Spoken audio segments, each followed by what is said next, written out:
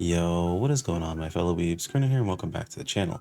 So recently we've been talking a lot about best in slot, as well as pretty much optimizing an optimal gameplay, so on and so forth. So I wanted to give a bit of the other side of the coin when it comes to the gearing process. So today we're going to talk about how I would set up my character for next to nothing, essentially. How I would basically gear up if I was spending almost no Meseta on my gear whatsoever. But before we jump to that, if you're new here, as always, my name is Krona. I primarily cover PSO2 content. Would much appreciate a subscribe as we work our way towards that 10K mark, hopefully, by the end of this year. Anyway, let's go ahead and jump into this.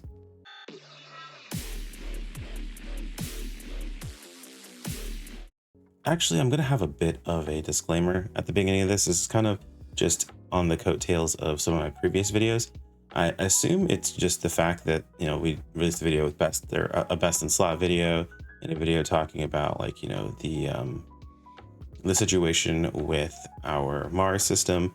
And I guess this has given people a mindset that I push, or I'm an advocate for, top end gearing only. And I'm pushing these divisive opinions, so on and so forth.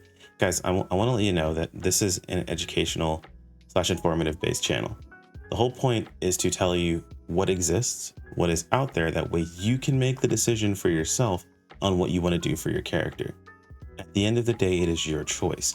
It is your decision. This is not me telling you that you have to do these things. That if you don't do these things, then I'm going to be upset with you, or anyone else is going to be upset with you. Honestly, the only time that most players are really legitimately annoyed, and realistically speaking, you're justifiably annoyed, is when you just don't take what's free standing in front of you. And some people don't understand that, which is exactly why these videos exist. But others quite literally just refuse to. And in those situations, it's almost infuriating because it doesn't require any effort at all. When you can put the smallest amount of effort in and gain the biggest amount of gains overall, it just seems a bit silly. And it just comes off as, I don't even want to say lazy. It's almost beyond laziness. It seems like it almost feels like griefing, because it's very, very little investment that you have to actually put into it. So today what I'm actually going to do is I'm going to show you guys how you can set up your gear for less than, actually what I found is 5K per capsule right now.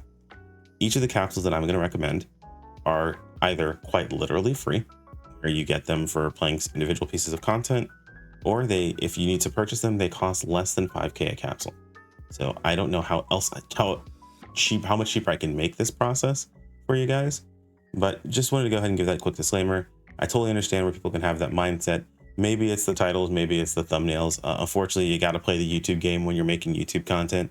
I'm not at a stage where I can be like, I'll just put up whatever and say anything. And my videos will be recommended consistently across YouTube. Got to make that YouTube back. It's not a whole lot, man. We're doing our best to put it together here. So hopefully that comes off correctly. I'm not trying to, get in the way of you guys' fun. I guess people, maybe I just didn't explain that other portion correctly when it came to the whole Mars system. Guys, SEGA never nerfs anything.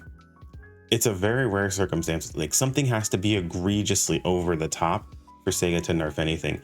And even in most situations when something is egregiously over the top, they just buff everything else. Like, example, I think in the entirety of base PSO2, I think the only class that was ever nerfed was Gunner. And Hero came out and broke the entire game, and that actually caused the entire game to get buffed. Like, every other class in the game got buffed. So I don't foresee them nerfing anything specifically. I guess it's the whole Hydra situation thing. People saw the title, people saw the thumbnail, and were just like, he's nerfing Hydra. No, dude, Hydra is really strong, like stronger than everything else. They're likely going to buff the rest of them to come along with it. Hopefully the things that you actually like and you guys enjoy. But enough of a disclaimer at the beginning of this video. I've yapped on long enough. Let's go ahead and go into the whole gearing process. So there's one portion of this that I'm not going to be able to help you guys skip, and it's the cost of upgrading your gear. You're going to need to limit break. You're going to need to upgrade the gear to at least 81 for your armor and at least 90 for your weapon. I highly recommend, if you're someone who is trying to save as much money as possible. I mean, the event's gone now, unfortunately, but these events do pop up.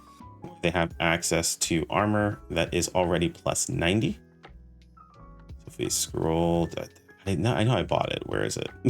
It's down here somewhere, unfortunately. Wait, did I not buy it? Is it up here?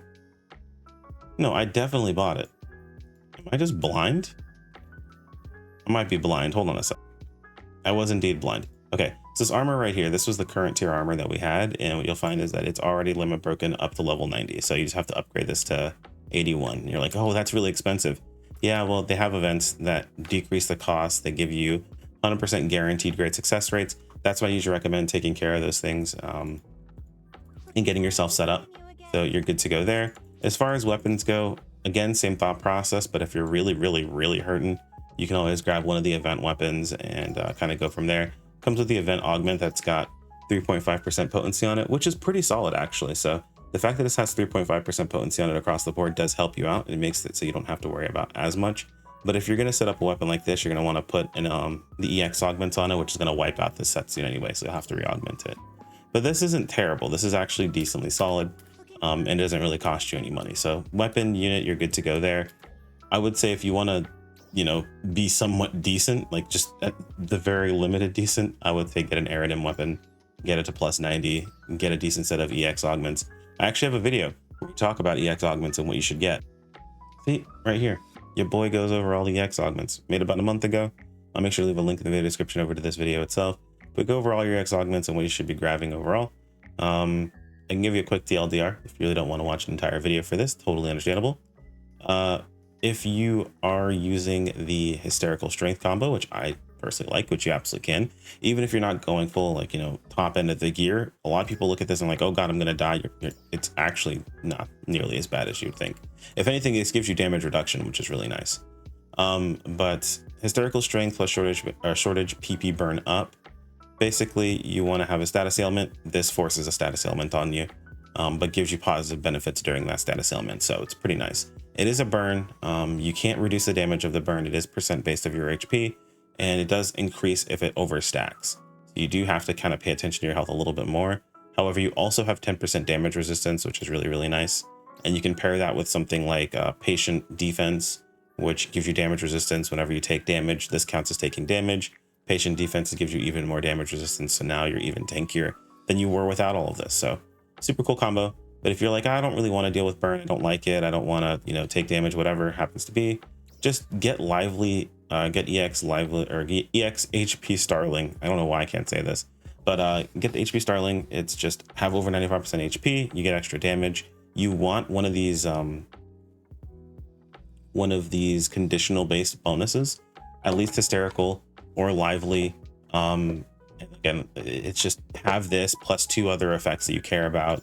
I know some people will go with fortitude, some people will go with tough mind, whatever. As long as you have either this or a combination of hysterical with shortage, and you want to have both, not just one, hysterical and shortage, or lively HP, you're pretty much gaming and you're good to go as far as your weapon is concerned. But we're going to talk about the augments overall now, as far as how you want to augment your gear and what you should be looking for. So here we are once again over on Cakewalk's damage calculator. In case you're curious about this, I'll leave a link in the video description to that. I've got plenty of videos covering this. I have shown how it works, so on and so forth. Cake is no problem with taking questions about it.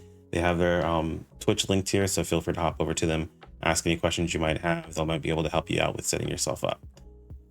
So one thing I did make a difference or a change here for my calculations was I changed up all of my add-ons specifically to have 15 instead of, you know, my usual 20. 15 is 100% attainable. Everyone is capable of getting this. Eventually you unlock add-on skill, I believe 4, which you use 100 of your cubes to roll at least a minimum level 15. So you can guarantee get 15 no problem without going for the master cubes. I know some people are like, oh, master cubes are too expensive, so on and so forth. It's totally fine. At least 15 is 100% attainable, and if you at least have 15, you just say, hey, look, you're in a decent spot. If you want to push further, you can push further, but you do not absolutely have to. It is one of the situations where it's up to you, but I would at least shoot for 15. The major ones being crit rate, crit damage, cooldown or PB potency, PB cooldown. I'm not thinking of all the main class ones, but these are just ones you want in general. Damage taken, solid. Offensive PB bonus, solid. And then of course your specific damage type you want to have as well. So all very nice. Oh yeah, and then of course PP up from Waker is also super nice.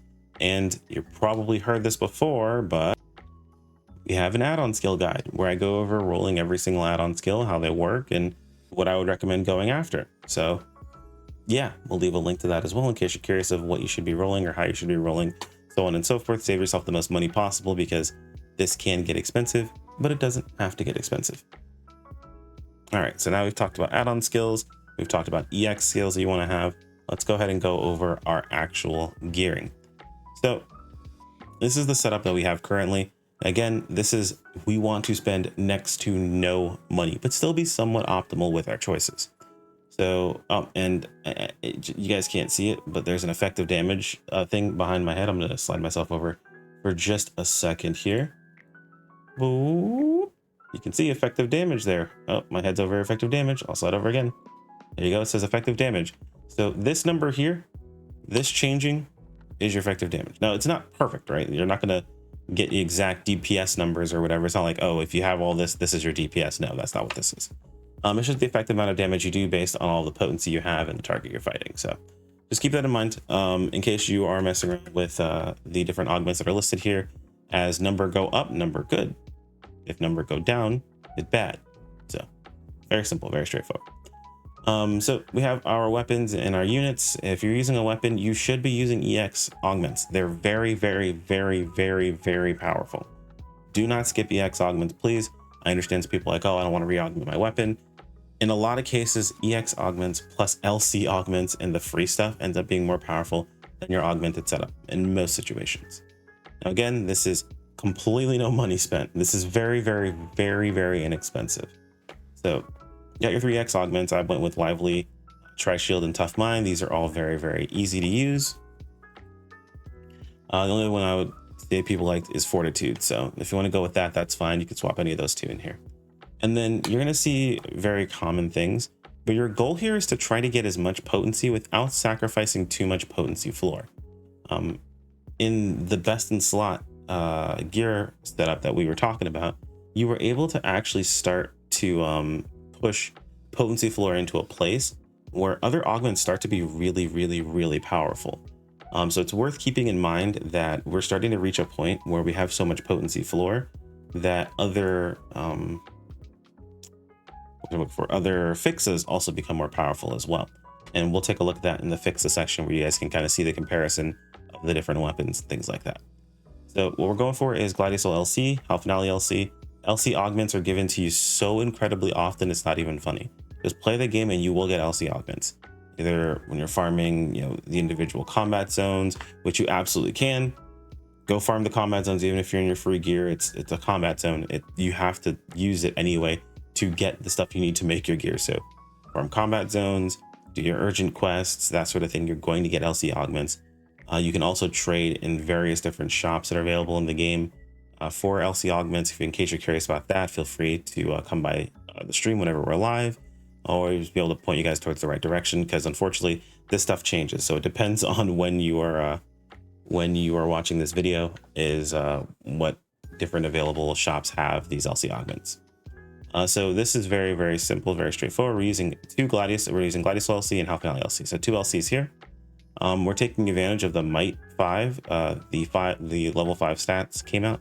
These are 3.5. I need to DM Cakewalk about this, but I believe this showed up as 4 in the calculator, but you can just change it. If you go over here, change this to 3.5 and you're good to go. And 3.5 is correct. It is not 4%. Unless there's some sort of bug that I'm unaware of and it's supposed to be 4%, and if so, even better, but I'm pretty sure it's supposed to be 3.5. So we take that 3.5 here along with Melrod Dual. 3.5, 3.5, both super solid. So I had to do a quick cut because I was curious about something and it actually ended up being correct. So I'm going to go ahead and just contradict myself immediately. And instead of having those two 3.5s, we're actually going to put a Grand Dread Keeper LC here. As you can see, it does actually increase your overall damage because that potency floor is really strong. It's not by a lot. To be fair, it's not by a lot, but the reason why this is actually so useful and actually really nice here, even it's a damage increase. Even if it was like 1 point down, I'd probably still recommend it, just because not only are you receiving 15 HP, you're getting 3 PP, and you're getting a point of damage resistance or 1% damage resistance. That's a lot of stat to get from one augment. So it's pretty valuable across the board. And since we're going for something that's a bit more affordable and also geared towards players who may not be pushing for that, that super optimal state, right? Like most people are, maybe you're going for this as like your very beginning, right? But most people aren't going to most people are going to value that damage resistance if they are going for a bit lower on the gearing totem. So this is what we go for weapon itself. Pretty solid. I think this is actually overall really good, and you get a little bit extra tankiness from it. Plus you get that HP and that PP. So moving on, our armor is going to be pretty standard. It's going to be everything's going to have the same. There'll be some things we can talk about and some things you can swap out depending upon what classes you're playing. So first and foremost, unless you're a Slayer, you're probably going to follow this. Slayers have a different situation overall that they get to deal with. Basically, potency floor is almost negligible to them. It's not negligible, but it's like, it's less valuable because of how much crit they have baked into their kit. So you actually want to push more potency. And because we are not in a position here where you're going to have a bunch of extra crit chance from having high fixes or anything like that, potency floor is your friend along with your potency. Now, it is worth mentioning, you could swap this out here for something that is going to give you more potency, and you will actually get a damage increase. I'm actually going to go over here. I'm going to slide myself over again. We can see Hike of our Dominant LC. Let's say if we wanted to put Wardrow. We have the trials. Trials are 3.5%, but they do have negative effects. So let's see if we put Wardrow trial on here. Oh, we got a damage increase. We got a few points of extra damage. Now, the trials are usually fairly inexpensive. They're a little bit more expensive, depending upon what ship you're on, and they do come with negative stats. So it's up to you at the end of the day if you feel comfortable with utilizing those negative stats. But I know a lot of people don't feel comfortable utilizing them, which is why I did not recommend them specifically. You can go with them. They are totally fine to use. The only thing I would recommend swapping out would be, if you're going to do that, it would be swapping out Kavar Dabada or High Kavar Dabada, just because it only has 2.5% potency floor. But do keep in mind, you're also missing out on 6 PP. So let's say, for example, you're someone who decides I want to go with the extra potency. Well, if you are using High Kavar Domina already, LC, and you swap this for something like, I know some people who don't like dealing with the trials the way they are. They'll use trial. They'll use Spiro trial, which is only minus PP, but now you've gone from +6 to -5. So you've lost 11 PP. It's pretty substantial. I know some people are like, oh, well, it's only PP. You can just play around it, normal attack, so on and so forth. If you have to normal attack, in most situations, you're losing damage. So I would highly recommend just keeping in mind, you want to make sure your resources are in a decent spot for your play style. It's not always about getting the most amount of damage. Sometimes, or the most amount of sheet damage. Sometimes you get more damage by just having access to more resources to be able to keep your damage somewhat consistent. And that's mostly it. You're going to pretty much do this the entire way down. Like I said, if you're going to swap anything out, it's going to be High Kavar Domina. If you are someone, let's say, playing a Slayer, then what you're going to do is you're going to swap out that High Kavar Domina and the Grand Dreadkeeper LC for those trials. It kind of sucks. There's really not a better choice overall. You can choose to go with like a 3%, and it's still going to be very useful for you. So any augments that are at least 3% potency are also still pretty solid. Basically, you just want to get as much potency as you possibly can. Potency floor is a lot less valuable. It's not completely not valuable, but it's a lot less valuable than it is for every other class in the game, seeing as we don't have access to all the crit that Slayer does. And as people are like, oh, well, you can subclass Slayer. Subclassing Slayer gives you 5% crit. It is not nearly enough to make the difference in that situation itself. It is nice. It is what I recommend for most classes. It does increase your damage. However, it is not enough to completely gear like a Slayer would. Just keep that in mind. And as people are like, oh, well, whenever the target's down, you get that extra crit. You absolutely do, but your target's not always down. And you're mostly fighting your target while it's up fighting you back. So just keep that in mind as moving forward. You definitely want to make sure that you have your gear somewhat optimized around this to make sure that you actually are getting some damage out of this. And the cool thing is that like this didn't cost anything. None of these things cost anything. These are all either free or they're very, very, very inexpensive. So let's take a look at the chart. I know how much you guys love the chart. This is the Fixa chart. This tells us how fixes affect our overall damage for our gear. We saw the actual effective damage, right? This is the Fixa chart. Will tell us how the fixes affect our gear.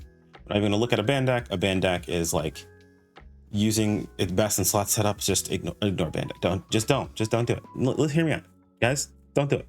Move on. All right. Cool. So, looking at our Eridim, we have a Fixa attack 1 Eridim as our baseline. Everyone can get a single level of Fixa. on their weapon, we picked fix attack because it is the best choice for you at this gear level. If you're playing Waker, or not Waker, I'm sorry, if you're playing Force, or if you're playing Ranger, then Wix. If you're not, then attack. Now, at higher levels, it starts to get better and better, right? So like fix attack, a fatale becomes better when you're looking at fix a fatale 5 versus fix attack 5. But if you're going for baseline, right? Let's say, for example, you're saving as much money as you can, you're probably not worried about a fatale 5 weapon. You're likely going to sell that weapon itself. You're not going to keep it. But as you can see, attack and fatale tend to be the two stronger ones. It's not a huge difference if you happen to have a fatale 1 weapon. It's fine. It's just things are starting to lean more towards attack now that we're getting access to more and more crit, especially on this weapon that has like just a 5% crit rate. So the fix a fatale is even less useful. Part of the reason I also wanted to show this was because look at the difference in damage for this setup, by the way, next to the Argencool. This is the free one. This is the one everyone's like, just use this weapon, man, and it's not that big of a deal. Well, I just built you an entire setup that's mostly free. It does require a little bit of investment. It does cost a little bit of money. I'm not going to lie to you. I'm going to be real with you guys. This costs a little bit of money. The augments are basically almost free. They're not expensive. HP Starling, not expensive. I mean, if you want a specific combo that you want, that's fine. But getting HP Starlings is not expensive. And it's a 20% difference than using the stock Argencool setup. God forbid you're using, and that's just the weapon only. That's the weapon with all of our augments. Like that's the weapon with these augments, right? Not with this, of course, but with these augments on the armor. God forbid you use the weapon and the armor together. 23% difference. It is massive. You're going to see a very big damage difference between these two. And again, this is not a situation where I'm telling you, you have to do this or you're just throwing or whatever it happens to be. I'm just letting you know what you can do, what you can do affordably, extraordinarily affordably, to be perfectly honest, and how much worse not doing anything truly is.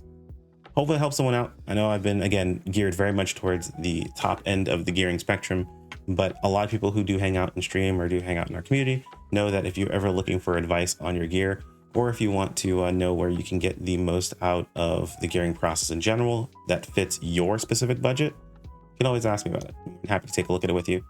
Let me know if there's anything I missed in the comments below.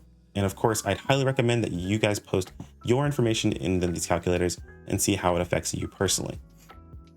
Like if you enjoyed, so if you want to keep up with more, thanks to the channel members, you guys are fantastic, and I'll see you guys next time. Take care, my friends. Peace out.